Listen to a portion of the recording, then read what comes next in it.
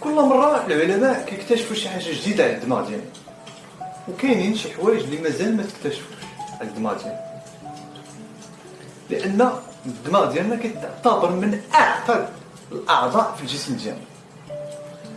قبل ما ندخلوا في التفاصيل ديال هذا الموضوع هذا، أنا محمد أوتم، مهتم أي حاجة متعلقة بالبروداكتيفيتي أو نيورو ساينس.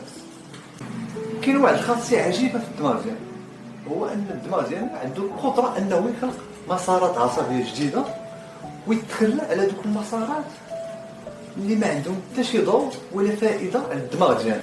وشكون اللي كيخلي هاد المسارات أنهم يتحفزوا ويتشكلوا؟ هما المجهود البدني أو المجهود الفكري، وحتى دوك الحوايج الجداد اللي كتدخلهم على الدماغ ديالك. وكتسمى هاد الخاصية عند العلماء نيورو بلاستيسيتي. كاينين بزاف ديال الحوايج اللي خاصنا نكتشفوهم على الدماغ ديالنا، وكاينين شي حوايج اللي مازال العلماء ما اكتشفوهم، لأن الدماغ ديالنا معقد لواحد الدرجة اللي ما كتوصفش.